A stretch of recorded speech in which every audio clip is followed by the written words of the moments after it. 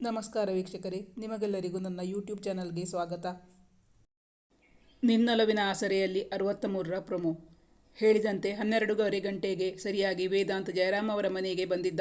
ಅವನ ದಾರಿಯನ್ನೇ ಕಾಯುತ್ತಿದ್ದ ಜಯರಾಮ್ ಅವರು ಅವನನ್ನು ಆತ್ಮೀಯವಾಗಿ ಬರಮಾಡಿಕೊಂಡಿದ್ದರು. ಜಯಂತಿಯವರು ಅವರಿಬ್ಬರಿಗೂ ತಂಪು ಪಾನೀಯವನ್ನು ಕೊಟ್ಟಿದ್ದರು.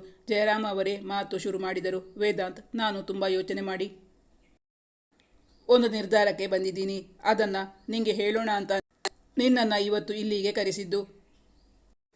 ವೇದಾಂತ್ಗೆ ಆ ವಿಚಾರವನ್ನು ಹಿಂದಿನ ದಿನ ಸನ್ನಿಧಿ ತಿಳಿಸಿದ್ದಳಲ್ಲ. ಅವರ ಮಾತು ಕೇಳುತ್ತಲೇ ಅವನ ಮುಖ ಅರಳಿತು. ಹಿಂದಿನ ದಿನವೇ ಅವನಿಗೆ ಶುಭ ಸೂಚನೆ ಸಿಕ್ಕಿತ್ತಲ್ಲ. ನೀವು ದೊಡ್ಡವರು ಅಂಕಲ್, ನೀವು ಯೋಚನೆ ಮಾಡಿ ನಿರ್ಧಾರ ತಗೊಂಡಿದ್ದೀರಿ ಅಂದರೆ ಒಳ್ಳೆ ನಿರ್ಧಾರನೇ ತಗೊಂಡಿರ್ತೀರಾ. ನೀವು ಹೇಗೆ ಹೇಳ್ತೀರೋ ಹಾಗೆ ಮಾಡ್ತೀನಿ ಹೇಳಿ ಅಂಕಲ್. ವಿನಮ್ರತೆಯಿಂದಲೇ ಅವರ ಮಾತಿಗೆ ಉತ್ತರಿಸಿದ್ದ ವೇದಾಂತ್. ವೇದಾಂತ್, ನನಗೆ ನಿನ್ನನ್ನು ಕಂಡ್ರೆ ತುಂಬ ಅಭಿಮಾನ ಇದೆ. ನನ್ನ ಮಗಳನ್ನು ನಿನ್ನ ಕೈಯಲ್ಲಿಡೋಕೆ ನನಗೆ ಯಾವ ಅಭ್ಯಂತರನೂ ಇಲ್ಲ. ಆದರೆ ನನ್ನದೊಂದು ಕಂಡೀಷನ್ ಇದೆ, ಅದನ್ನು ನೀನು ಪೂರೈಸಬೇಕು ಎಂದು ಹೇಳಿದಾಗ ಅವನು ಸ್ವಲ್ಪ ಕಸಿವಿಸಿಗೊಂಡ. ಆದರೂ ಧೃತಿಗೆಡದೆ, ಹೇಳಿ ಅಂಕಲ್, ನಿಮ್ಮ ಕಂಡೀಷನ್ ಏನು ಅಂತ. ಅದನ್ನು ನಾನು ಪೂರೈಸೋಕೆ ಪ್ರಾಮಾಣಿಕವಾದ ಪ್ರಯತ್ನ ಮಾಡ್ತೀನಿ ಅಂಕಲ್. ದೃಢವಾದ ಸ್ವರದಲ್ಲೇ ಹೇಳಿದ್ದ ವೇದಾಂತ್.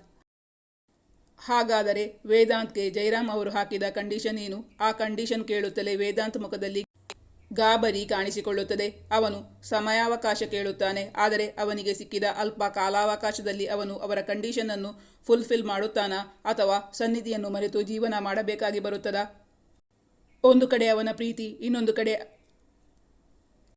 ಜಯರಾಮ್ ಅವರಿಗೆ ಕೊಟ್ಟ ಮಾತು. ಯಾವುದನ್ನು ಉಳಿಸಿಕೊಳ್ಳುತ್ತಾನೆ ವೇದಾಂತ್? ಒಂದೇ ಏಟಿನಲ್ಲಿ ಎರಡು ಹಕ್ಕಿಯನ್ನು ಹೊಡೆಯುವ ಉದ್ದೇಶದಿಂದಲೇ ಜಯರಾಮ್ ಅವರು ವೇದಾಂತ್ಗೆ ಪೂರೈಸಲು ಸಾಧ್ಯವಾಗದಂತಹ ಒಂದು ಕಂಡೀಷನನ್ನು ಹಾಕುತ್ತಾರಾ?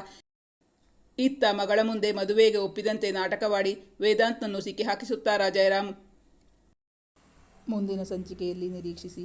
Thank you for watching.